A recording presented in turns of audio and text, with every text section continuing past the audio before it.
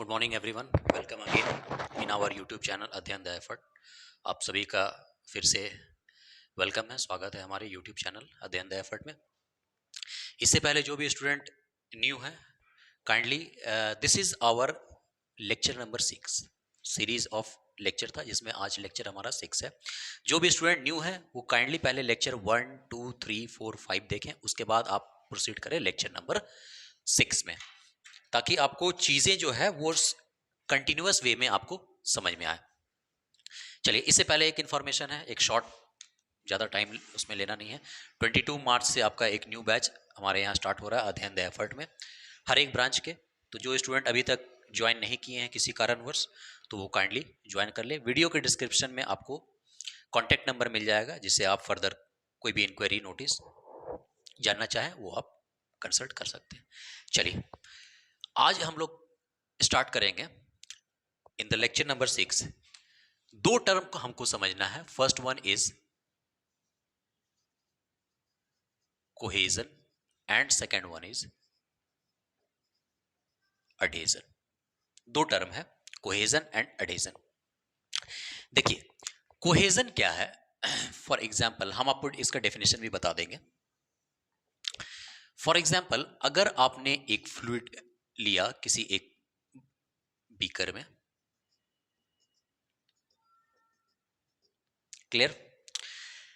ये जो बीकर का जो सरफेस है, ध्यान दीजिएगा, बीकर का जो सरफेस है, इसके जस्ट लेफ्ट में, इसके जस्ट लेफ्ट में वाटर मॉलिक्यूल होगा, ठीक है। तो ये जो मॉलिक्यूल है और इसके जस्ट लेफ्ट में जो दूसरा वाटर मॉलिक्यूल है, इन दोनों के बीच में जो फोर्स ऑफ अट्रैक्शन होगा उसको बोलेंगे हम कोहेजन। कौन सा फोर्सेस? कोहेसिव फोर्सेस, और उस फेनोमेनन को हम लोग बोलेंगे कोहेजन। तो कोहेजन क्या है? Intermolecular force of attraction between molecule of same nature. Same nature होना चाहिए, मॉलिक्यूल का क्या होना चाहिए? Same nature. यहां लिख दे रहे हैं, it is the intermolecular force of attraction between molecules of same nature. Same nature होना चाहिए। कैसा नेचर होना चाहिए? मॉलिक्यूल का सेम नेचर होना चाहिए।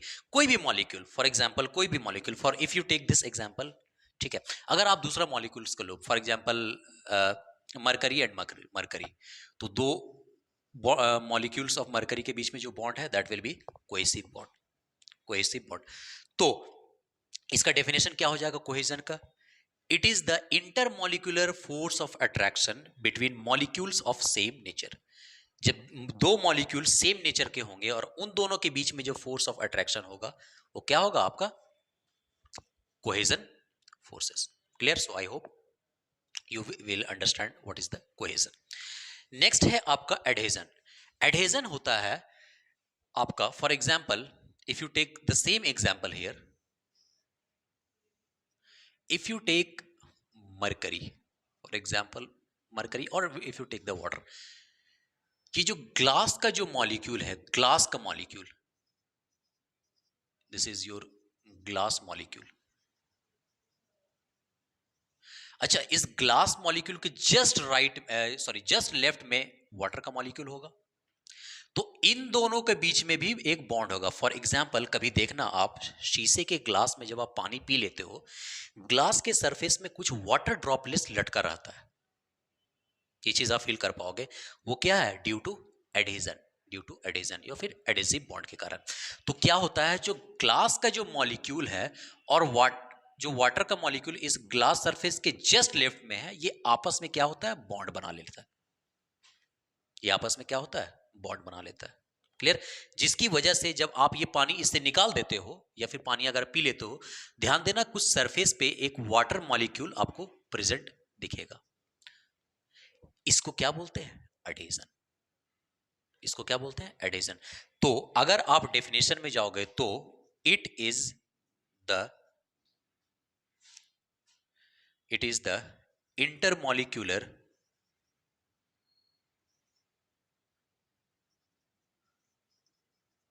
force of attraction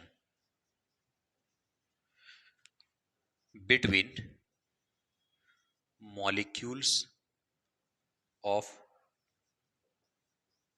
different nature. Nature कैसा होना चाहिए मॉलिक्यूल्स का? डिफरेंट होना चाहिए। यहां पे क्या है, ग्लास का मॉलिक्यूल है और ये है वाटर का मॉलिक्यूल। दो डिफरेंट मॉलिक्यूल्स, डिफरेंट नेचर। एक तो वाटर मॉलिक्यूल है, ग्लास मॉलिक्यूल। तो इन दोनों के बीच में जो बॉन्ड होगा that will be adhesion bond, जिसको हम लोग क्या कहेंगे इस फेनोमेनन को? Adhesion, adhesion process. Clear? So I hope आपको क्लियर हो गया होगा what is cohesion and what is adhesion. अच्छा, इसके बाद क्या होता है कि क्या कोई फ्लूइड, सर क्या कोई फ्लूइड कोहेजन बिहेव करेगा या एडेजन करेगा, या कोई एक फ्लूइड कोहेजन भी शो कर सकता है, एडेजन भी शो कर सकता है? डिपेंड्स अपॉन कुछ सर्टेन सिचुएशन। जी हाँ, उस पर हम लोग डिस्कशन करेंगे कि कोई भी एक फ्लूइड कोहेजन भी बिहेव करेगा, यानी उसका nature dominating towards cohesive forces होगा, और अगर आपने सरफेस चेंज कर दिया तो उसका जो डोमिनेटिंग नेचर होगा वो एडेसिव की ओर चला जाएगा। तो it depends upon the surface, surface आपका कैसा है। फॉर एग्जाम्पल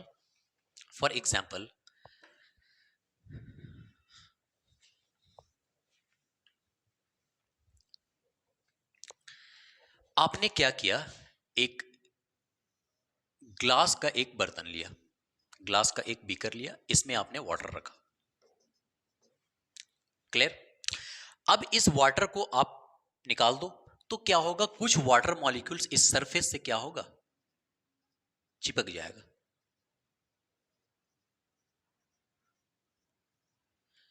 अब क्यों चिपका? इसलिए चिपका क्योंकि यहां पे क्या हो गया, ये ग्लास का मॉलिक्यूल के साथ ये बॉन्ड बना लिया। तो दो डिफरेंट नेचर का हो गया, एक तो वाटर का मॉलिक्यूल, एक ग्लास का मॉलिक्यूल। तो क्या हम यहां कह सकते हैं कि ये adhesive forces, adhesive forces dominates, adhesive forces क्या हो गया, डोमिनेट। अगर कोहेसिव फोर्सेस डोमिनेट करता तब ये वाटर मॉलिक्यूल आपको इसमें नजर नहीं आता, लेकिन चूंकि वाटर मॉलिक्यूल्स आपको इस सरफेस पे नजर आ रहा है, तो क्यों आ रहा है, क्योंकि एडेसिव फोर्सेस क्या हो गया, डोमिनेट्स कर गया, डोमिनेट्स ओवर कोहेसिव फोर्सेस। या फिर कह सकते हो एडेसिव फोर्सेस का वैल्यू क्या हो गया, कोहेसिव फोर्सेस से ज्यादा हो गया। लेकिन सेम वाटर मॉलिक्यूल्स अगर आप एक प्लास्टिक शीट, पन्नी जो होता है ना, प्लास्टिक पॉलिथीन, इस पे क्या करना, आप एक फ्लैट पॉलिथीन लेके उस पे एक वाटर ड्रॉपलेट डाल के देखना, वाटर ड्रॉपलेट डाल के देखना, ये बिल्कुल आसानी से क्या होगा, नीचे निकल जाएगा और इस सरफेस में आपको वाटर मॉलिक्यूल्स नजर नहीं आएगा, नजर नहीं आएगा। क्यों नजर नहीं आएगा?